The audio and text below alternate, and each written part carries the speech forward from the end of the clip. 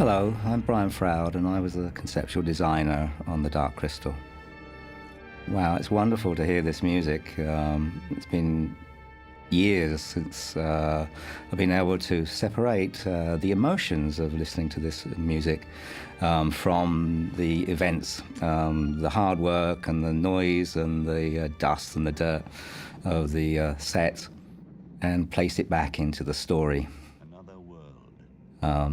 And here is a story that's really, it was a myth. A lot of people didn't quite understand the concept of this film and said, well, we gave the story away. But really, we were telling a myth, and the myth needs to be rather familiar, especially in a very unfamiliar world that I designed.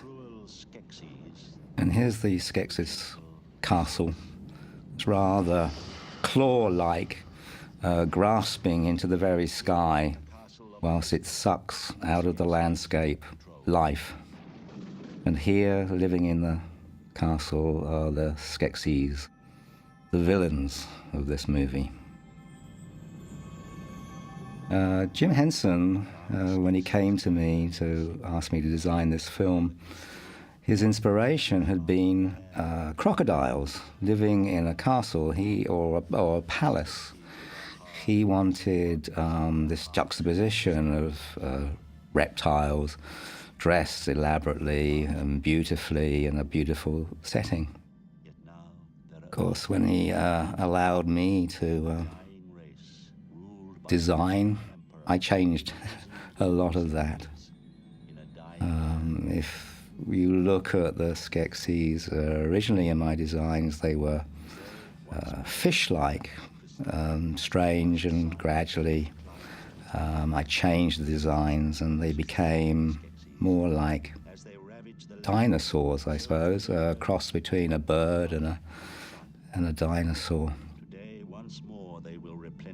Jim Henson invited me over to New York, where we started the movie with about 9 people, various puppet builders and designers. There's my lettering. Can't believe that they used that, and there it is after all this time, still there.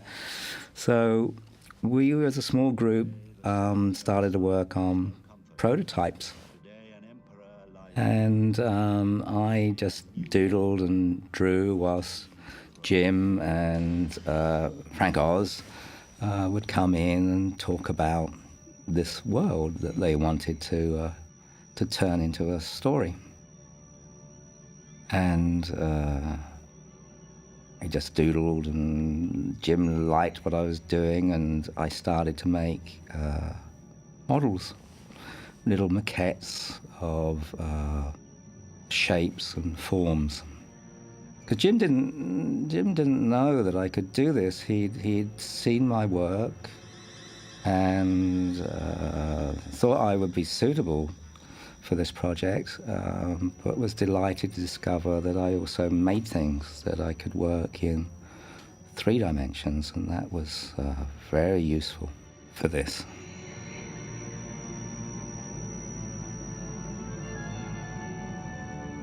And I made lots of models to get everybody going. And then we used various sculptors. I met my wife, Wendy, at the beginning of this project. And she was a doll maker, and she was brought in to work on specifically, I guess, the Gelflings, although she did a lot of early prototype work. All through this film, there are lots of symbols. I had to design a whole world, a world that hadn't been quite seen before, and yet seemed to be, that needed to be, I suppose, recognizable. That you felt that it was a real world, that it had, in particular, a history, it had a past. Because we just drop into this place and we have to believe in what we're seeing. So I felt that everything you looked at had some symbols in and shapes that seemed to really specifically relate to this world, you felt that it was an ancient world. And these characters in particular, the mystics, are based on my trolls, which I had done many paintings before we started on this film. This is typical Jim of a nude puppet. This is one of the challenges to do puppets is to hide everything, but Jim wanted to show everything in this. And here we are in a lush landscape. You will discover that it's very elemental. Here is, in particular, water. There's also fire and air and earth. There's all the four elements that run through this film as a theme.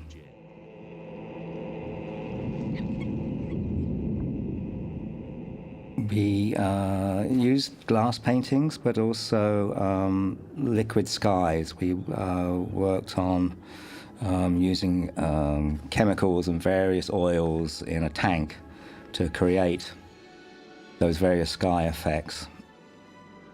Now, this was one of the earliest things we shot on the movie, and we spent all day shooting, especially when the mystics walk out of the valley. And this was a huge set. It was enormous, and we had lots and lots of lights. In fact, we used more lights in the movie than any other movie up to that date. You are in danger.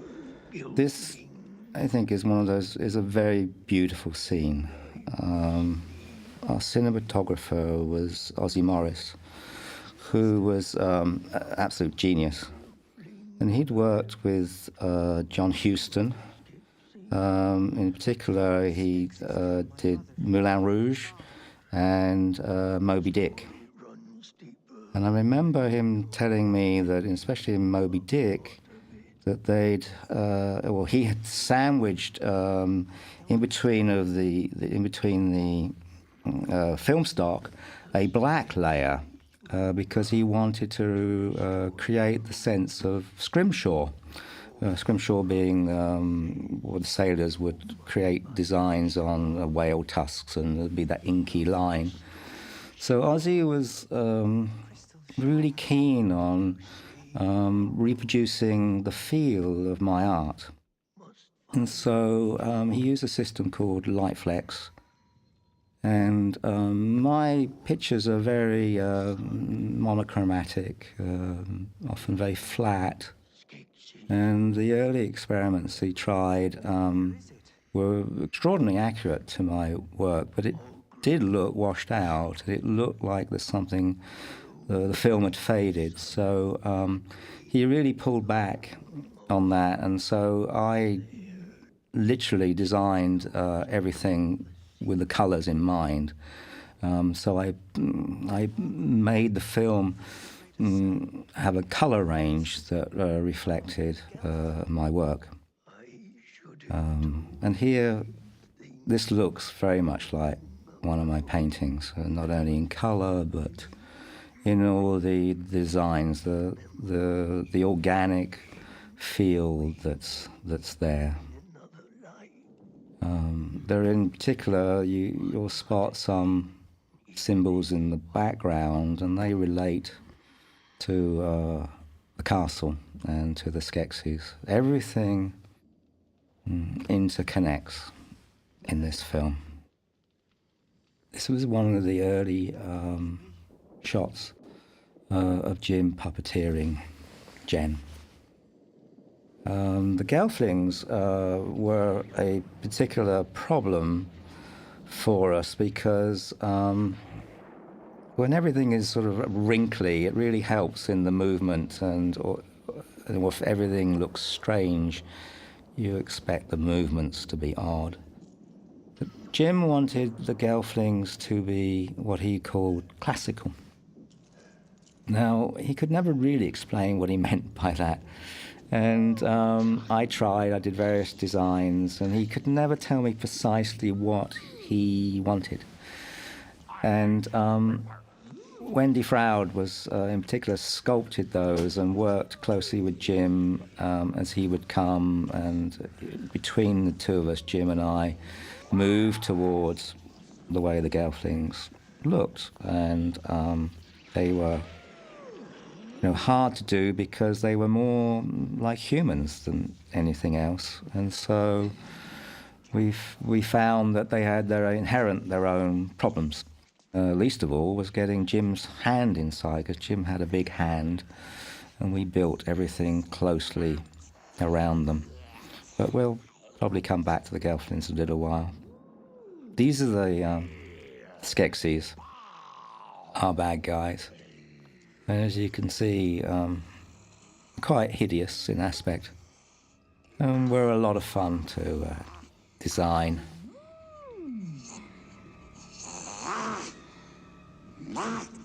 I created little maquettes of these things before I let the sculptors work on them. And of course the sculptors had lots of fun when they come to create these, because they're highly textured, as you can see, and horrible. I think they're very funny. There is a lot of inherent humour in this film, apart from its strangeness.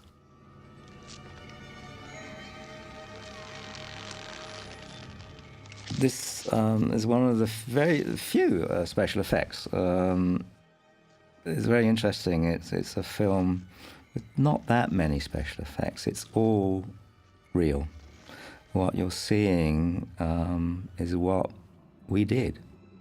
And this gives it an extraordinary quality. A few years ago, I was at a showing of this movie in Albuquerque, where there was an audience of university students. And they couldn't quite grasp what they were seeing. They said, "Well, what is this?" And I said, "But it's puppets." And what was going on is that they were being raised in a digital age, and digital has its own quality, and this has another quality, and it's because it is real. It's physical. Everything you see was made. It has its own, like gravity is part of it. So everything falls and moves in a way we recognize. And so it gives an extraordinary immediacy to it. And I think this is what people really, to this day, keep responding to. We thought we were going to make more of these movies, and we never did. So this sort of stands out on its own as quite a special event.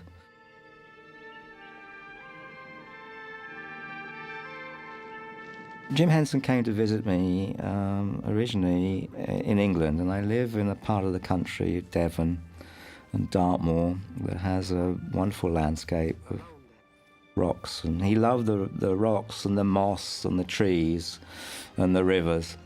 And he said, "I want this in my movie." So when I was designing, a lot of England went into it. This is a real part of England, Malham Tarn. I remember going here when I was young on a geography field trip. But as you'll notice, various other scenes which were painted by ILM. A lot of America creeps in here, so there's some Arizona style landscapes as well. It should be me. So how we started, and this was from designs, but we did very quickly create prototypes. And I found that the looser I kept my designs, the better things were, as we found out how to technically do these creatures. and we mocked them up. And so a few months into building, which we were still then in New York, we did a test up at Jim's house in upstate New York. And the Skeksis were quite small in those days. And after the test, I said to Jim, you know, these things need to be much bigger. And he disagreed, because he was still working, I guess, like with Muppet sizes, although the Muppets did indeed make huge monsters, but most of them were quite small. And he felt that there was a size he was comfortable with. And I said, well, I felt very strongly these things needed to have some presence, that they needed to be big. And also I felt in terms of how they were going to be manipulated, I needed some space in there. I needed some larger robes. So as I said, he disagreed. So he said, well, he being democratic, asked the group that was working on the film, I said, well, what do you think? And they all said that they thought I was right. And Jim, being the generous man that he was, said, okay, go ahead. And I don't think he I don't think he regretted it, because, as you can see, these creatures got quite complex, and I had to have this certain sizes going on here because we needed lots of people underneath, literally underneath these things. So I needed robes that could hide people. We were really pioneering in these early days. Everything is generally based on a hand puppet, but we were putting in more movements than the Muppets has ever done before. And we were using pretty crude stuff, I suppose. I mean, there was like bicycle cables and bits of tape and string, really. We hadn't moved yet into doing the radio controlled. So there are lots of practical reasons for the shapes of these costumes. You know, like robes or things that hide arm wires, all that sort of thing. And of course, one of the major things is these sets are all built off the ground, because sometimes we have to cut holes in the floor to bring people up through it, so we can see the feet of the creatures. I once saw this movie in Italian, and it was hysterical. This scene in particular was very funny, because when you hear it in Italian, it's very much like a demented Vatican. But I guess oddly enough, it sort of reflects some of the ideas of the costumes. I mean, they are based on Elizabethan, Jacobean. They touch on very, very historical aspects, and yet I wanted to look like something you've never quite seen before. And how I got to this was because I started the movie started off in New York, and I'm inspired by nature. And there was there was Central Park, and that was about it. But I thought, well, how do I find nature? And I actually found nature by going out and having lobster dinners. And I would save the shells. And as you can see, there's which will not only for the Skeksis but also for the Gartham, which you can see one in the background there. The lobsters and crustacean have heavily influenced me in the making of this. But part of trying to work out these back pieces, these carapaces that they have behind them, this elaborate thing, I started off by taking plastic toy soldiers and hot gluing them all together and then spraying with paint, gold paint. And this started to give an organic feel that I wanted for the movie. I mean, eventually we started to sculpt them for real, base the forms on bones and claws and everything very organic, and put together in an ornate way. Because it also allowed us to try and define the personality of these things. I mean, this is for me, one of the biggest challenges was to create these creatures that are strange, things you've never seen before, and yet you've got to understand really quite quickly that who they are and what they are, and differentiate between the shapes and forms. So here's my dinner going past, I suppose. The Gartham. They were fun to design and originally had very skinny legs, but of course that's impossible to do the way we wanted to puppeteer them. So I had to redesign them and to hide the performer's legs. So I did it by adding more legs. I mean, I always find that more is better than less in something like this. Here's more, I suppose, the Arizona type landscape. I mean, I suppose here, these are wonderful. This is one of Jim's ideas. And he said they made things like this a few years back, and we improved upon it. We put them together. They're so simple, but so effective. I love all that stuff. Her name is Aughra. Follow the greater sun for a day to the home of Aughra. I was talking to the writer of this movie quite recently, and he said he remembered walking with Jim on Hampstead Heath in England and talking to him about the film they were going to make. And Jim said, we're going to make these puppets that are going to do everything. And there was a pause, and he said, except for running and walking, of course. And so here we have one of the biggest challenges of puppetry is to allow them to walk realistically across the screen. Now here is quite an extraordinary puppet, Aughra.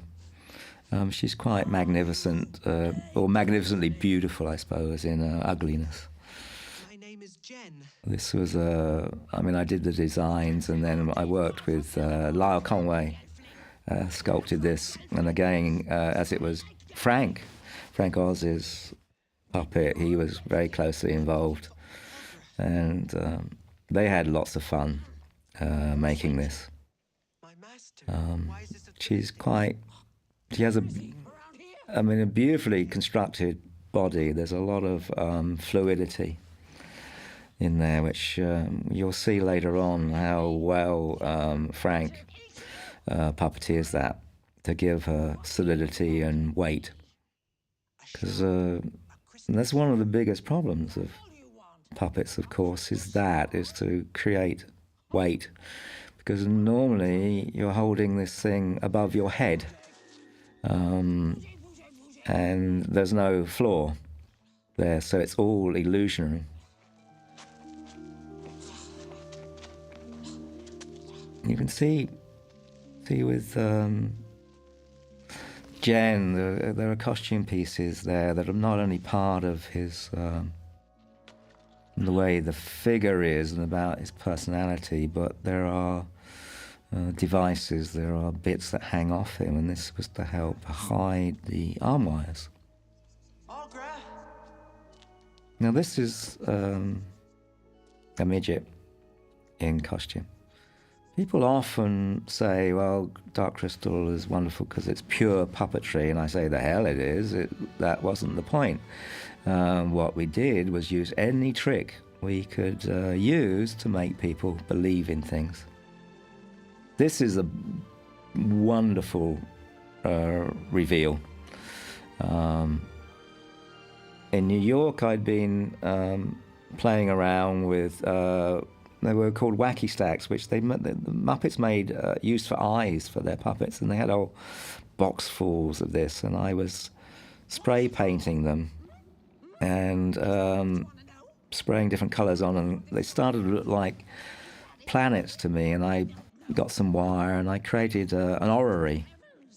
And Jim sort of remembered this from the early days and said, well, we'll get this into the movie. And we built this for real. And this is quite an extraordinary machine and really dangerous because this is great chunks of metal whizzing through the air.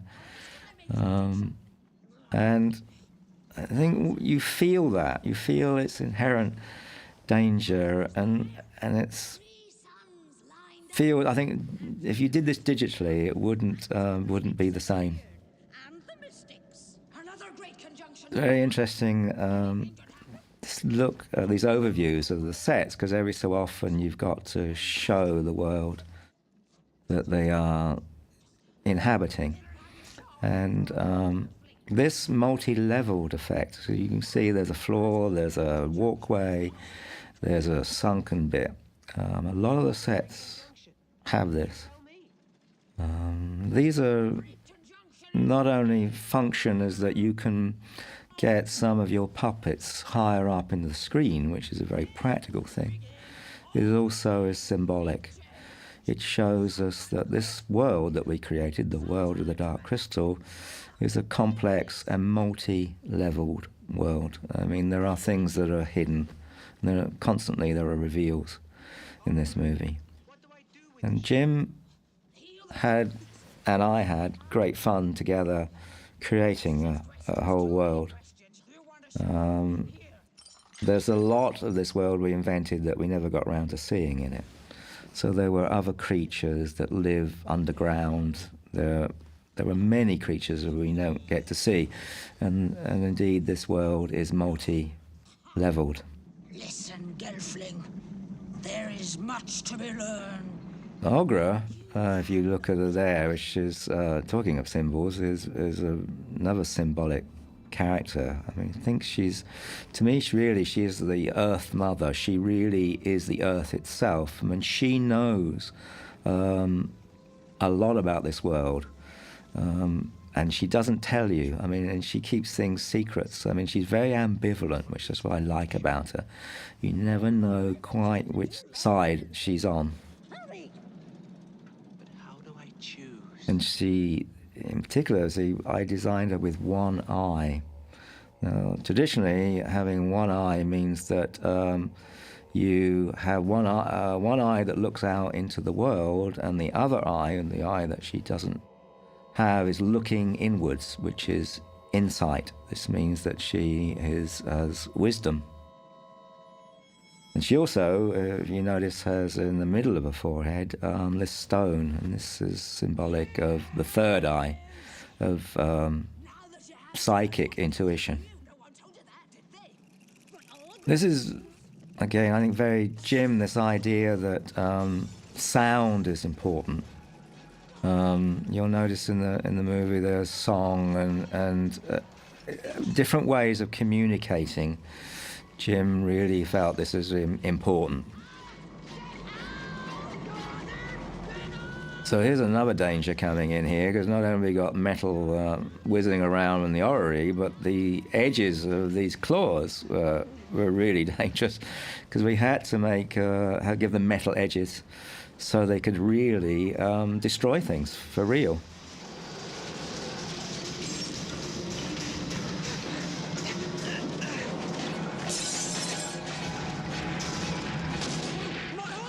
Can't beat a good old bit of fireworks, I think, when in doubt. So here we are. We've had, in terms of elements, we've had lots of water and there's wind and there's fire there. I mean, what we found, and here we are, dust, anything like that really helped what we were doing. It added life to it. One of the things that we discovered was that puppets do hardly anything. And one of the tricks, talking of tricks, there goes one there. We went from a puppet to a midget in a costume all in one shot, like that. As I was saying, there's that puppets hardly do anything at all, and you have to create the illusion that they can do everything. So, sometimes we had mechanics that we swapped over, or it's all about hiding or allowing them. I designed things that they can maybe just do one thing really well, and then as such you implied that they could do everything. So here we are back at the valley, and this was one of the first things we shot, which I mentioned earlier on, and we showed this down in Leicester Square in England in a big cinema, just to have a look at how it looked on the big screen, and it was wonderful. Half an hour I was in trance as I watched the Mystics walk out of the valley. But Gary Kurtz, who was the producer on it, came up to me very worried and said, "Brian, the Mystics seem to be blending into the background." And I said, "Yes, isn't it wonderful?" And it was precisely what I wanted. I wanted the Mystics to be part of the landscape, because everything in this world is alive. And here we have, in particular, we're trying to show that. I had a friend of mine who worked for the Natural History Museum. I invited him to come and help out here and make some of these things. And we had a whole section devoted to creating the creatures for this world. I'd color-coded everything. I created different environments with colors that, as we were traveling through the world, maybe the colors changed. I designed lots and lots of creatures and tried to create things again that you've never quite seen before. And there's an interesting feel that developed, is that though, we're in sort of an alien world, I suppose, a lot of this feels like you might be underwater. It could be anywhere. Is it jungle? Is it desert? Is it dry? You never quite know. And are things trees? Is it plant? Or is it animal? But I was always trying to create things that had transition. And we just, there's lots of strings of simple effects in here, just bits of feather, things that we would pull or push, things that would just move slightly. We looked at a lot of natural history films as a group, because we were always looking to see how things moved and how things in their movement would be expressive. And I guess we got some clues, but in the end we just made it up. I think it's fair to say that we had a lot of fun making and designing some of these things.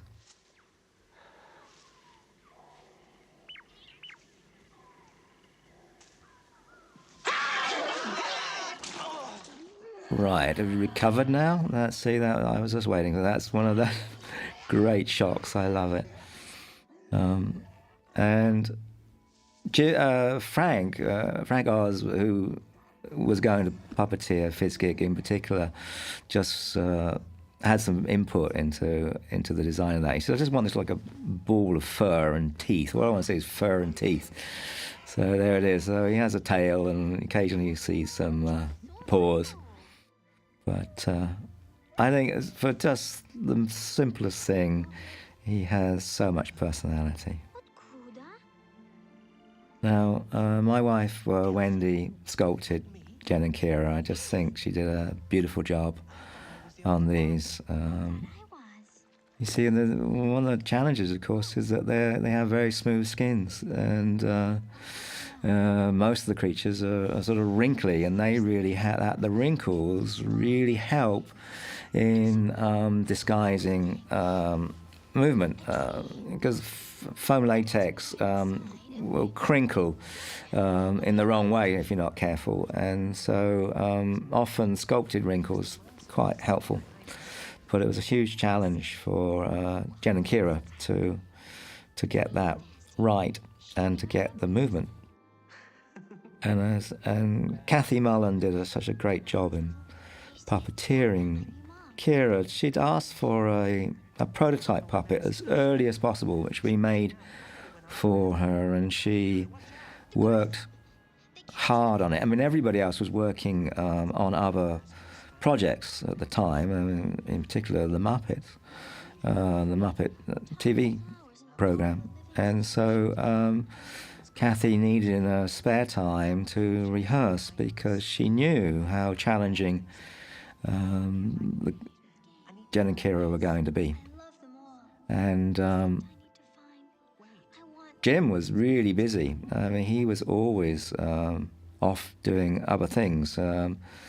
And, you know, he was doing, I mean, he was also like pioneering. He would be looking at other technologies. He was a wonderful creative man like that, trying to discover new things that he could put into projects.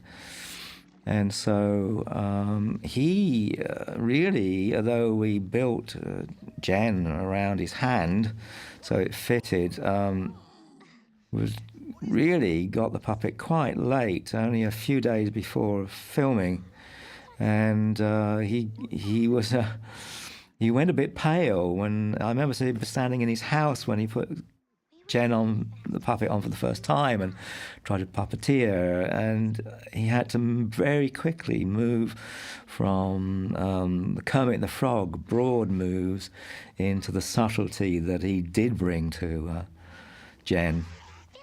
Because what we all discovered is that less was more in the puppeteering, especially on a big screen. And Kathy, by rehearsing a long time, understood that very early on and did a really beautiful job.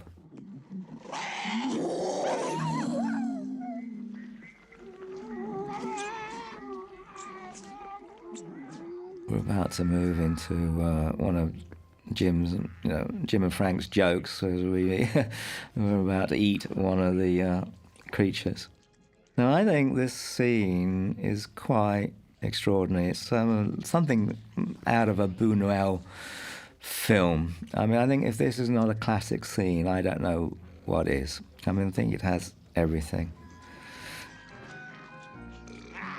Working with Jim and Frank was wonderful, and they like their monsters, and so they encouraged me to make things stranger and uglier, and they loved inventing this scene because it's quite disgusting, but very funny. And this is just, I think, perfection in its in the way that the puppeteers created individual characters. I had meetings about 3 weeks every day. I would come in and be working on this table with the special effects people, because Jim said he wanted some food that was still alive to run across the table. So the special effects guys invented this track on which this food was going to run across, and it was elaborate and it took forever, and then it didn't work. So I said to Jim, I remember these little wind-up bugs you can get in toy shops. And so I got one of those, and we just glued some feathers to them. and wound them up and let them go across the table. So from something that could have been, $1 million of special effects turned out to be a $5 special effect. And here they are. I think I'm the most proud of this design.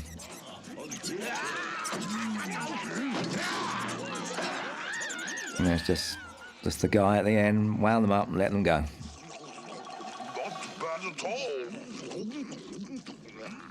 Look, the Garthen return.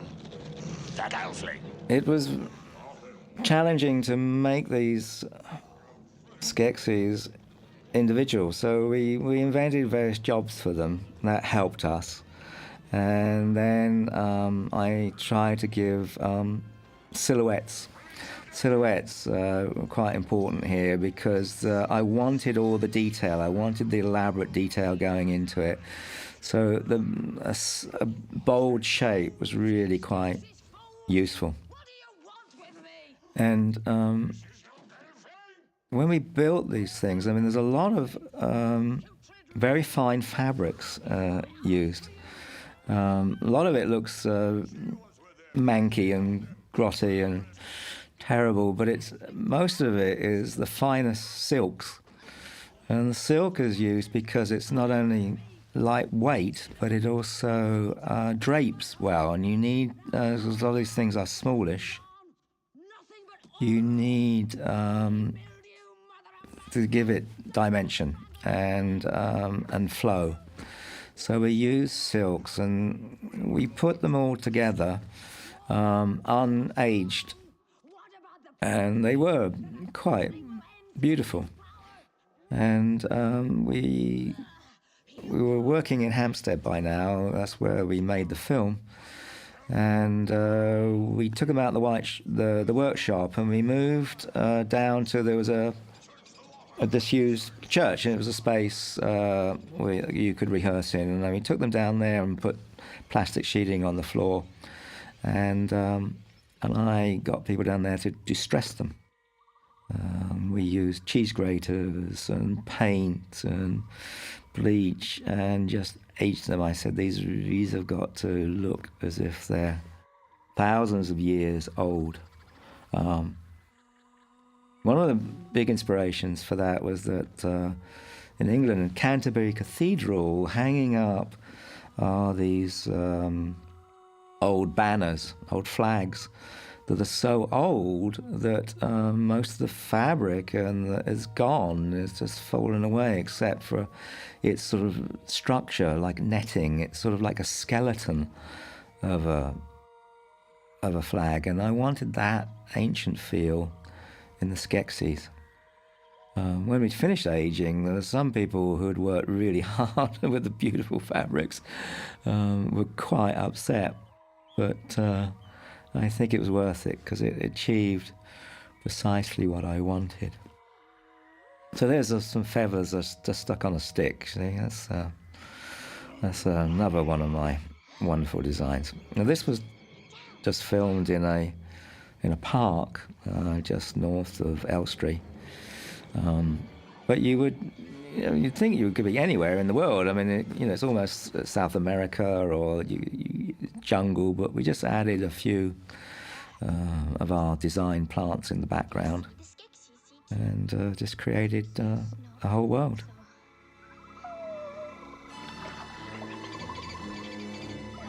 Again, this is very typical of some of the creatures I design. They're very organic. You never not quite know what they're made of. Is it made of twig, plant? Is it animal? We worked hard on the movements of everything, and once we decided that these creatures could be bigger, the mystics in particular were quite large, and we had to hide a performer inside. We had to find ways of creating costumes that hid the performer. And I'm about to let you into a little secret here. Jim loved my troll drawings, but there was a copyright problem, because if I was designing for this movie, then he owned the copyright. And I said, well, I can't let you do that. So what I did was give the Mystics 4 arms. So my trolls have 2 arms, Jim's trolls have 4 arms. So if that's the secret they have. That's why they have 4 arms. And then if you notice that the Skeksis are also, which you'll see later on, have 4 arms as well. These are the pod people, which, I mean, I love Bruegel as a painter, and so they're rather Bruegel-esque. I think there's maybe some Tibetan influence here. Again, all this fabric, a lot of it is silk. I had great fun going out shopping for fabrics. I'm in the back now. There's a huge mistake there. There's a flash of gaffer tape. So that absolutely proves a lot of these things were held together with tape and string. Again, we use lots of techniques here, just typical Muppet techniques, as well as there's some string puppets, various things going on here. I think this beautiful scene, it really looks like one of my paintings in terms of the colour. Now, because these are the pod people, they're very earthy, and I originally designed them as potatoes, like they were tubers. They were out of the earth itself, and like potatoes, I gave them eyes. I mean, multi-eyes, like potatoes do, and it just didn't work. Because what we discovered, if you got a creature that has like 3 or 5 eyes, there's no focus. You can't see where it's looking, and it lost its personality. So we came down to just 2 eyes.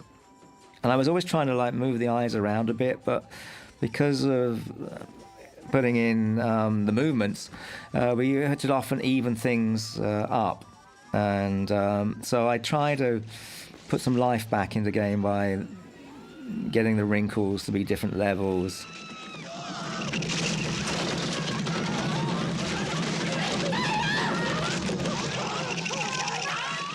You had to really get out of the way when these things turned up, because they were positively dangerous.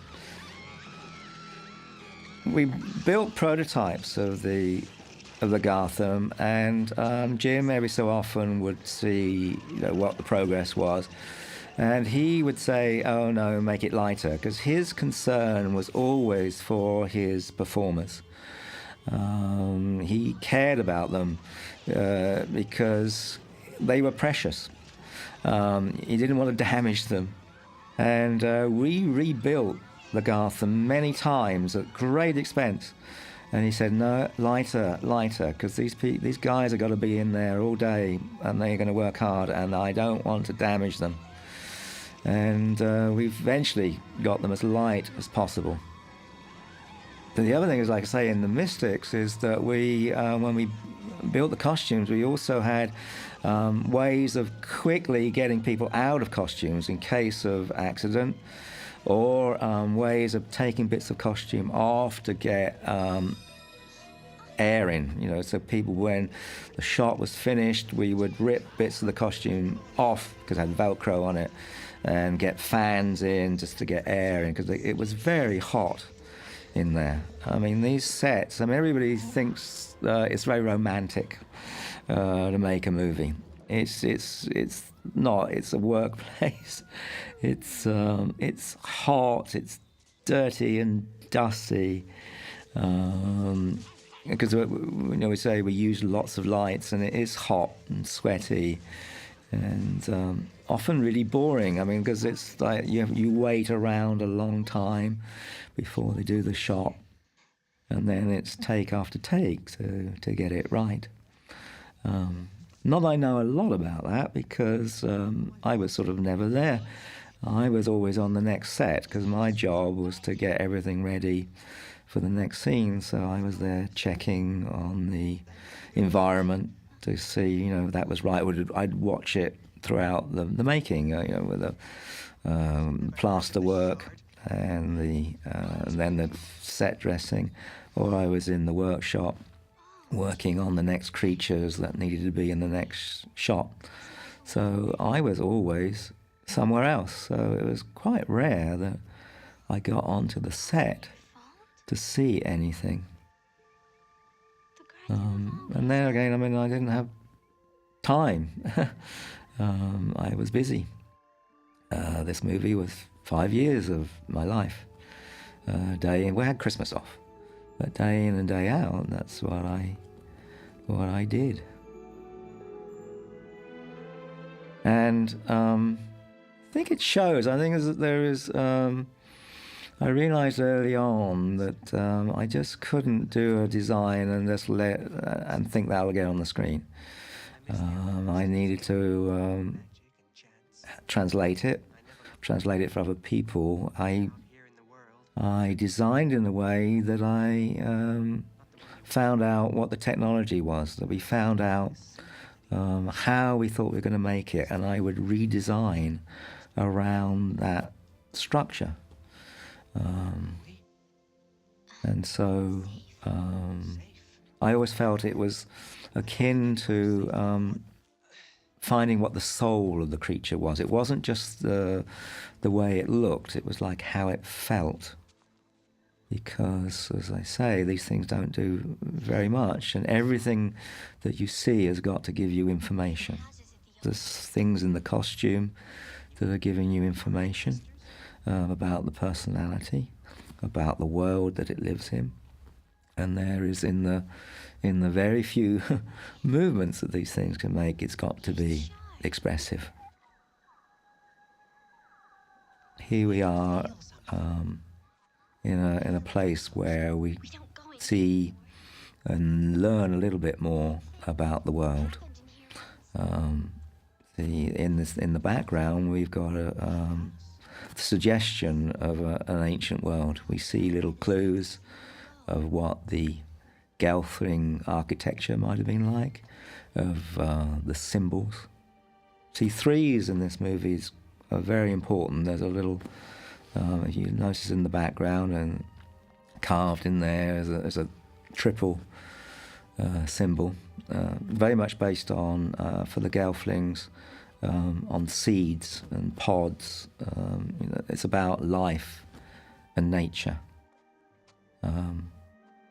Kira she's almost like she's the goddess of spring. She's very connected to nature, and she has this ability, as you see, to talk and communicate with nature, with the animals and everything. Because here we have Jen and Kira, the Gelflings, are the future of this world. They're here to fulfill their destiny. Single shines the triple sun. What was sundered and undone shall be whole.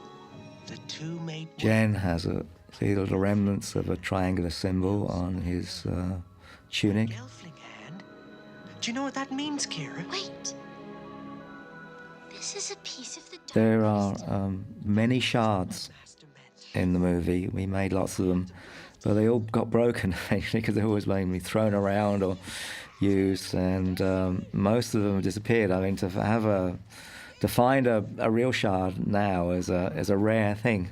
Stay, friend. Prophecy caused all this trouble. That prophecy? This is Frank at his best, I think, puppeteering. But you're Skeksis. This Skeksis had so much personality. He was so unctuous. No, please, must listen. I'm outcast. If I make peace... You can just get a glimpse here on the back of the Skeksis, and you wouldn't know if you didn't know to look for it. The vestigial hands. I was saying that the mystics had 4 arms, so do the Skeksis, because one of the, of course, the secrets that we discovered in this movie is that the Skeksis and the mystics are 2 aspects of the same creature. So I had to design them anatomically in a similar way. Although the Skeksis are very much dinosaur birds with beaks, their skull structure is the same as the Mystics. So when they conjoined, you do feel that they were part of the same creature. So the Skeksis have these little arms at the back, and because one of the things they use the hands for is they part in their elaborate costumes. Before they disintegrated quite so much as they did, had flags on it and peacock feathers, and were more brightly coloured. And they used these hands to manipulate their back plates in elaborate ways. One of our performers was Robbie Barnett, who was a circus performer, and he told me one day that he stilt walked, and I said, "Could you bring your stilts in and let's have a look?" And he did, and he was wonderful. And I said, can you bend over? And he said, "Well, I can, but it's dangerous." So I said, "Well, what if you had supports, so they were like other legs?" And he said, "Oh, I could do that." So that night I got the workshop to make up some forelegs, and then the following day Robbie tried them out, because I was always looking of ways to invent creatures. And I was, as I say, found it was better to design from the inside out. And I found out like Robbie could do. And after a while, he said, "Well, it's a bit dangerous. I need like a harness, a rope." And so we set that up. And after a while, as he developed this, I said, "Jim, come and have a look at this." And because Jim looked at it and loved it. And he said, and the first thing he said, "Well, can you ride like the wind?" And that was what happened there. That was the riding like the wind. And so I then designed a whole structure to go on the outside. And that was how the Landstriders came about. Silence, animals! So I was saying before that I felt that, there was sort of various influences of the film, like a Buñuel film, but I think this is sort of like Frankenstein movie. It's a lot of fun. We had fun inventing all these machines that, of course, being in the world of Dark Crystal, were part machine and part plant, I suppose.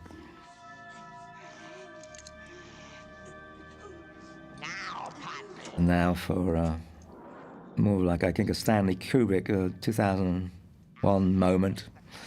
Always feels like space age as this thing opens up. The reflector will capture the beams of the dark crystal floating high above. Look into the reflector, podling. There is lots of various energies running through this film. And the Dark Crystal itself is, of course, the center of this thing. It literally focuses the energy. And it's meant to be used for good. Of course, it's been perverted by the Skeksis, who use it the wrong way. And this is why what we're seeing here just seems so terrible. Indeed, it is horrible. I mean, now we would do that digitally, but of course that was done for real. Special eyes made. In fact, we had special eyes made for everything. There were a lot of various eyes. I think this has been, maybe eyes were like some of the beginning for Jim as an inspiration for this, because I know that on Saturday Night Live he'd made some creatures that were monster creatures, or sort of ugly, but they had glass eyes. They had taxidermy eyes. This glittering eye was quite magical, and I think that gave Jim a clue of where he could go next into puppet making. and these do that. I think the eyes were always very special. I mean, they are there to indicate personality, and also that we spent a long time making them. I mean, we had a whole eye making department. We had various departments making all the artifacts, making all the hard pieces that would go on the backs here.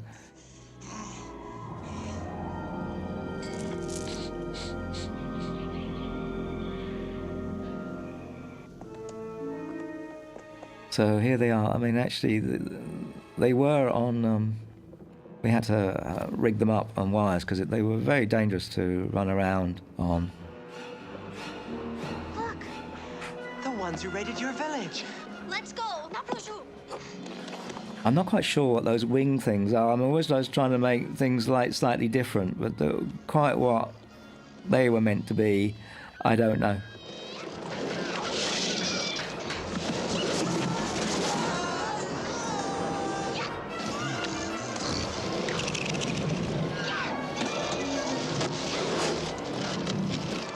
We finally get to see the underside of one of those things, which we cheated, of course, because normally there'd be puppeteers' feet under there, but we try to give a clear view to pretend that they always look like that underneath. It's fun to think there's like a huge bunch of puppeteers trying to hide behind all those rubber puppets.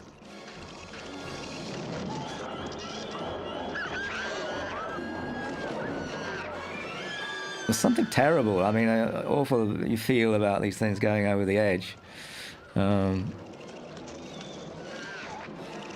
love this because it's the sense of scale we get in this. We try to build big creatures so that the small creatures are more vulnerable. That we have a whole world that's populated by different sizes.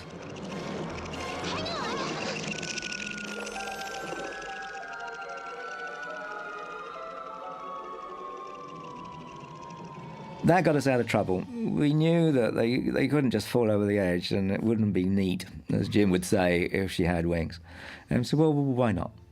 But it also has a more serious point, because it actually shows that in this world, the world of the Dark Crystal, everything has hidden aspects. There are things going on underneath things that you don't know about always. And that was like a wonderful reveal, as well as being a funny joke about she being a girl and having wings. And also, I think it refers back to, in a sense, that this is a fairy tale. We made up a story that appealed to us. I mean, we made this movie for ourselves. It was like, you could never do it again. I mean, I think the accountants wouldn't let you do it, or the marketing people say, well, who would have to target your audience. And Jim just wanted to have fun, and he wanted to explore ideas. And indeed, I think this has a mystical aspect that's very Jim Henson. He was a deep thinker, and I think this tries to indicates some of his philosophy about everything in it is connected. That's why when I designed it, I put all this symbols and geometry in. Everything, including the creatures, have symbolism, and it says that everything in this world is interconnected. That everybody needs to rely on each other, and indeed do. The resolve of the movie is bringing together of creatures. It's affected by Jen and Kira, who have a role to play in this, and every single element of this world is important, and we try to show that in its design and in its story. Do not be afraid. I am here to help you, yes. Come, show them. moving underground here is interesting that they went in into the sewer, I suppose, which had a big face on it. Like the face is it's like from an Italian garden, really. And elsewhere we've seen water, and water has been used as a positive aspect, as in the Mystic Valley. And here the water is not positive. It's in the sewer, and it's flowing out of the evil center of the Skeksis. Let go! Let go of me! Jen! Let go! More dust and dirt. I always remember how hot everything was. Let go! Let go! Let it go! Jen!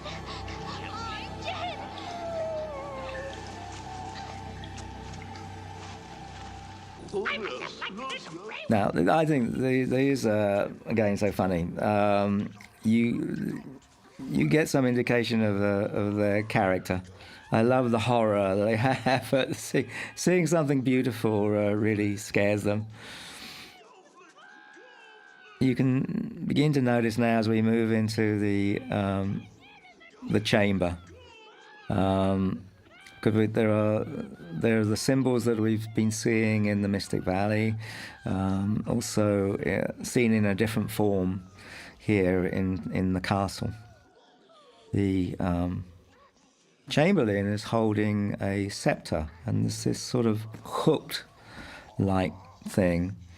Now, the idea behind this symbolism is that there's this symbol, which is the Ouroboros, which is a serpent that swallows its own tail. And this is a symbol of renewal, and the Skeksis have cut through this now. There is no renewal. They've broken the circle. And you can see this very clearly in this that was a dragon before is now more this like horrible bug thing. Out of its mouth comes this claw, and it's a perversion of something that was once beautiful. And we have a duplicate of this that was in the background of the Mystic when it dies, which was a softer version of it. But it was just another little clue that these creatures are connected to each other. And what needs to happen is that circle needs to be joined up. And that's really Jen and Kira's destiny. That's part of their working out of the story.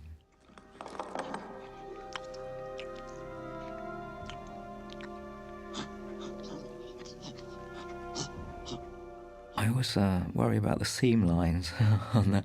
And it's, when you're making the film, there's like so much to think of, and developing technology. Of course, when you look at your own movie, I guess you often just see your mistakes. Now, the eye, Ogra's eye, which I've mentioned before, is also symbolic in its own state. Not only is it about insight, but the shape of it is about what's coming up. There are symbols of circles in the movie, and when we come to the Great Conjunction, 3 circles come together and align, and when they do that, they create an eye. And Ogra's eye has been an indication of how important she really is in the working out of this story as well.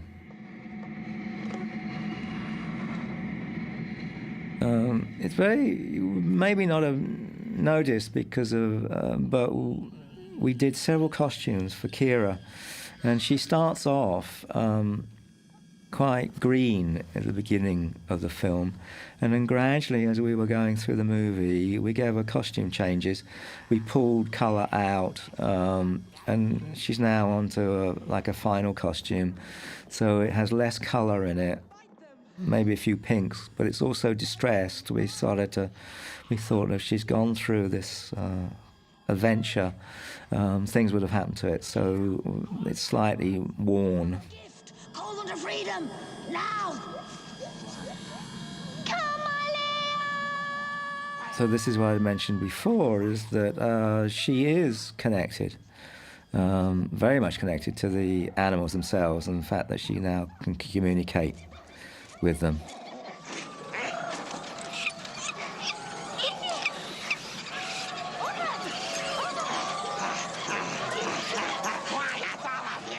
And often we had to do it really quite quickly, is to create these different creatures.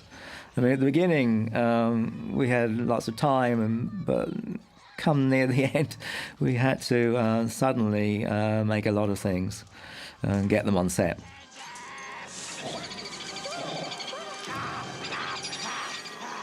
There's a few wind-up flying birds in there as well. Nothing like a nice cheap resolve, I always say.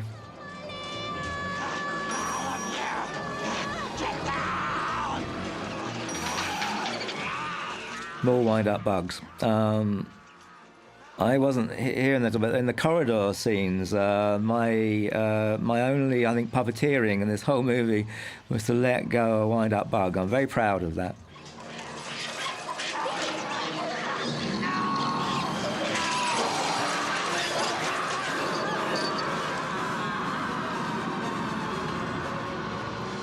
One of the very few special effects, again. And here they are. Now we really begin to understand that they are somehow, if not psychically connected, but also physically connected.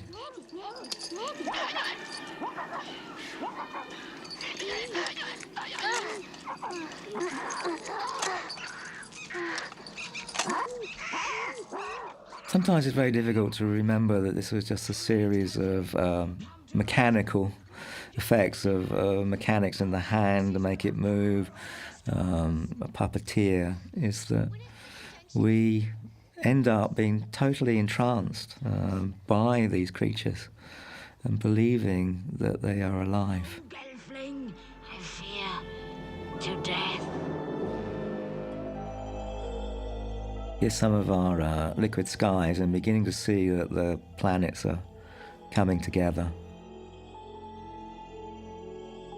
The castle itself was just made of plasticine. I always loved the fact that, like, a kid's plaything, plasticine, could be used to make something that's quite astonishing when you see it on the screen.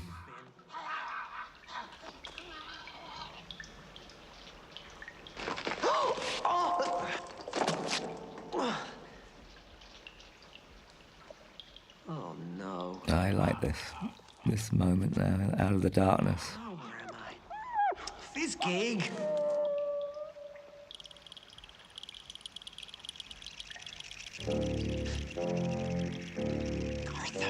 Sound was very important, this movie, because again, sound helped to give life to various things. So not only the sort of glowing eyes of Sinister, but the sound as they come clicking in. This was, Jim had to wear a crash helmet for this, with all this metal claws going across his head. It was very dangerous again.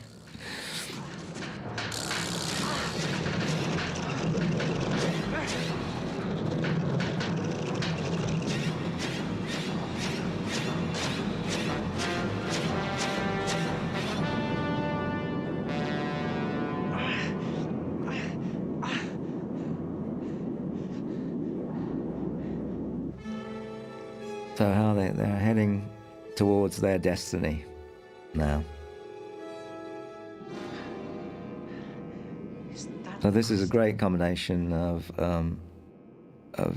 puppeteering in certain shots and as a midget. So I love that. That's Fizzgig as a little ball. That was, Frank said, I just want this little ball of personality. And so we're just like throwing it across the set there.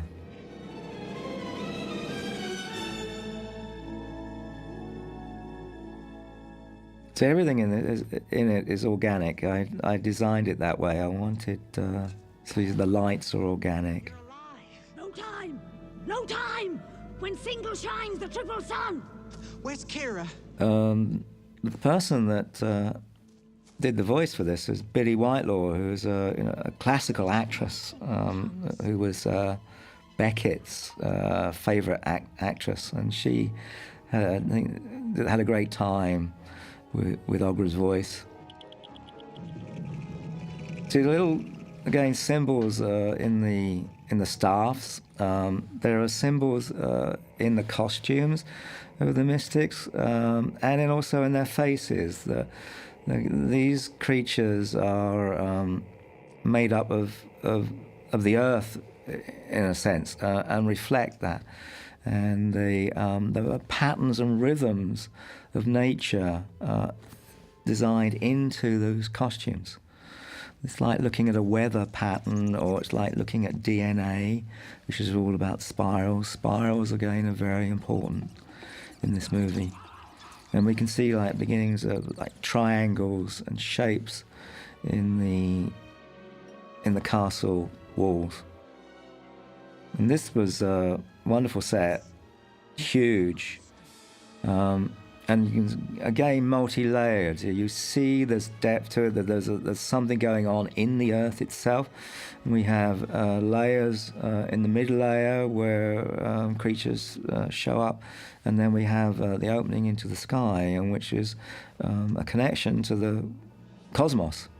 The planets are going to line up, the energy is going to go right through the crystal and connects. And when it connects, should permeate the whole world. It heals the whole world. Kira is looking haggard there. We aged her face down a bit because she's gone through a lot.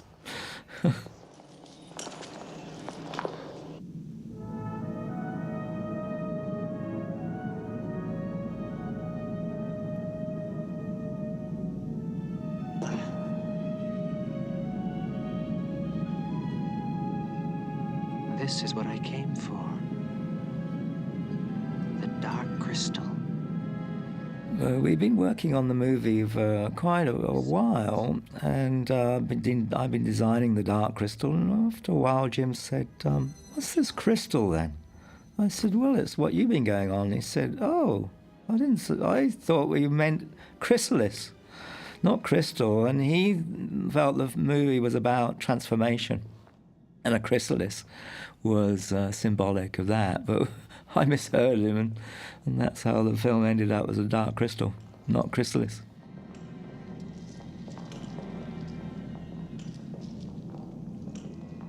So for this entrance, we had small people inside the costumes, just so we could see the feet, I guess. And eventually we were cutting holes in to allow the puppeteers through, or framing them off. And this is very much of the Skeksis and their ritual. Their ritual is really for the wrong reasons. It's for themselves.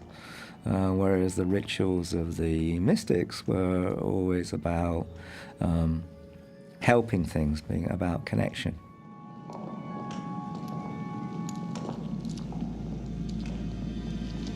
Kira.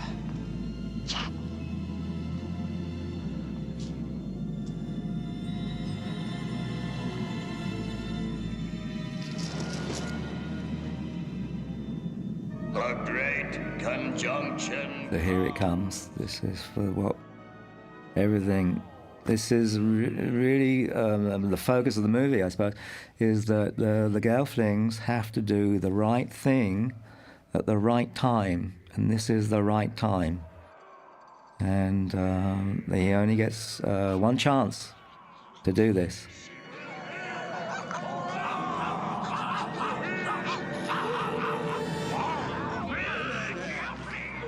So there's again symbols in the staffs there, which is which is about to happen in the sky. The Skeksis, as them, it's about survival. They don't want to die, but for the Gelflings, it's about survival of the planet itself. And I guess that's just sort of some of Jim's philosophy as well. We worked on it together, and Jim wanted something that was about connection. He really believed that we were all connected and needed to help each other. And this is the story we told to try and indicate that.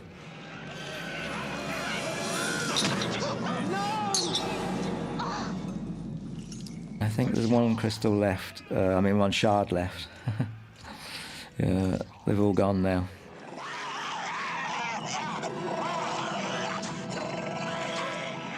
This is a dreadful moment. I feel so sorry when he goes down the pit.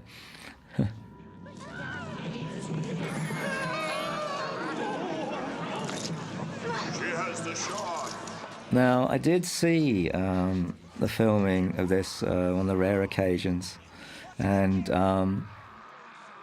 I know everybody was entranced. Everybody gathered around and watched this. They knew how important a scene this was. Leave her alone! Give us the shard and you can go free. Yes! Just don't harm her! No, Jen! Heal the crystal. This is an important theme, which is sacrifice. She sacrificed herself for the good of the world. Now, there were all these men who were, riggers and lighting men and all that, and they know Kathy was puppeteering this. They know this was just a puppet. And I saw them have tears in their eyes when she dies. It's extraordinary.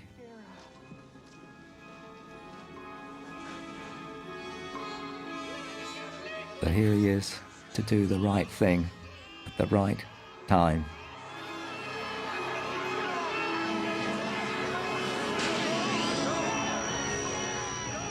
At this moment, I guess, things are put back in place. There is transformation now. And the mystery of the mystics of why they're heading here is now revealed.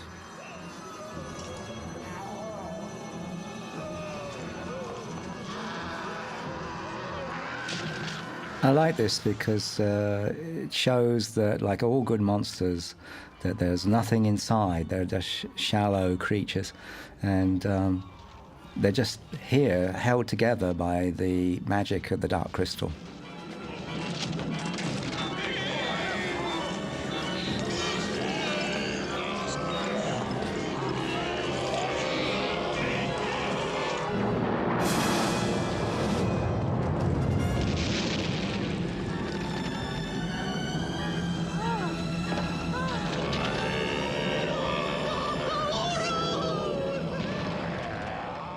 This is the first time we see the Mystics and the Skeksis together.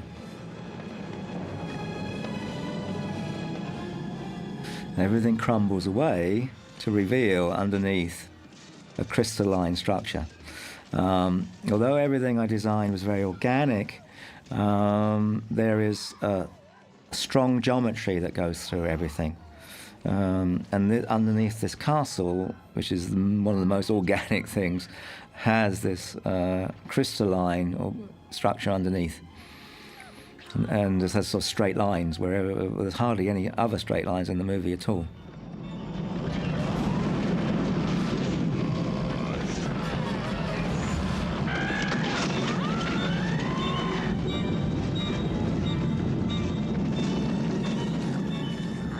This was a lot of this was a model which they set off little squids in to break the plaster away.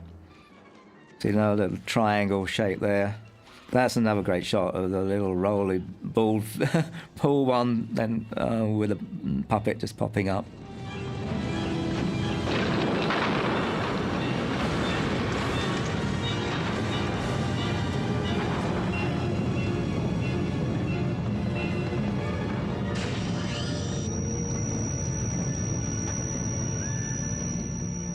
This is I guess in a way is very important because the rays of light are about connection.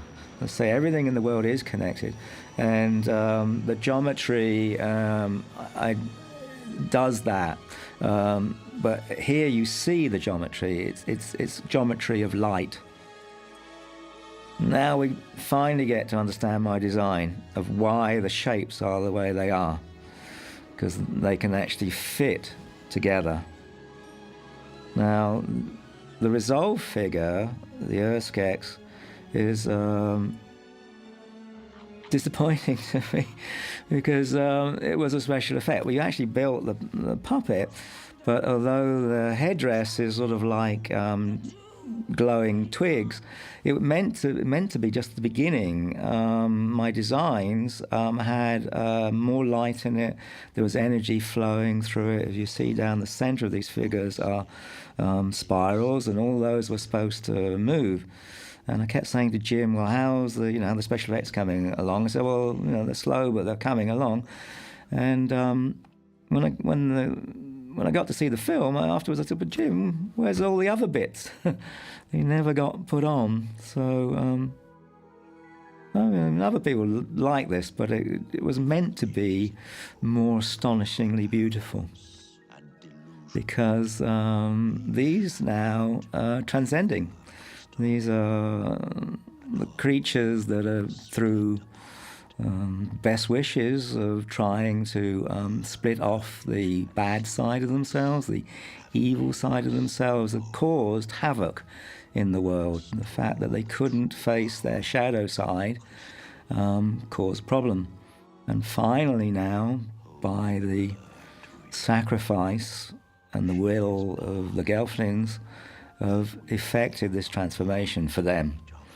And they can transcend, they can move on now into the other place they need to go to continue their work, leaving the Gelflings to be part of this world, to be part of the world of the Dark Crystal, because they are now the rulers. I mean, they now are the king and queen. They are the effectors of harmony in the world. Leave you the crystal of truth. Make your world in its light.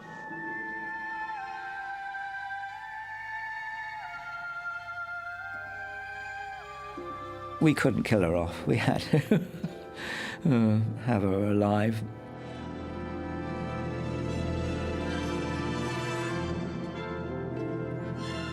And here they are, moving on.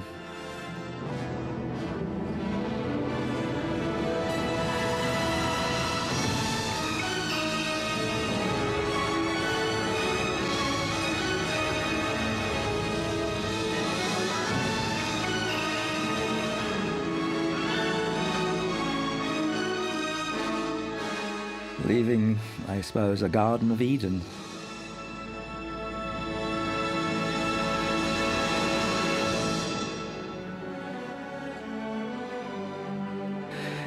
It was, I thought everybody did a fantastic job on this. The puppeteers in particular worked so hard.